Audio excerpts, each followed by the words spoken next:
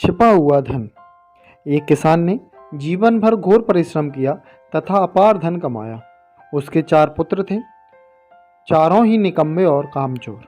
किसान चाहता था कि उसके पुत्र भी उसके परिश्रमी जीवन का अनुसरण करें, मगर किसान के समझाने का उन पर कोई असर नहीं होता था।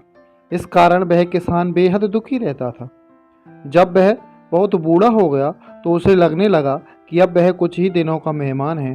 तो एक दिन उसने अपने चारों बेटों को बुलाया और कहा, सुनो मेरे बेटों, मेरी जीवन लीला जल्दी समाप्त होने वाली है, मगर मरने से पहले मैं तुम्हें एक रहस्य की बात बताना चाहता हूँ।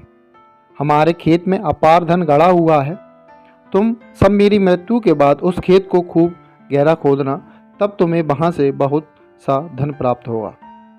यह सुनकर किसान के बेटे बेहद खुश हुए कि बाप के मरने के बाद भी कुछ नहीं करना होगा और बाकी की जिंदगी मज़े से काटेंगे। कुछ दिनों बाद किसान की मृत्यु हो गई। पिता के मरते ही उसके बेटों ने तुरंत उसका अंतिम संस्कार किया और दूसरे दिन ही कुदाल और फावड़े लेकर खेत खोदने में जुट गए। परंतु कई दिनों तक परिश्रम करने के बाद भी उन्हें गड़ा हुआ धन प्राप्त नहीं हुआ। अब चारों ने जी भरकर उसे कोसा, मगर अब क्या किया जाए।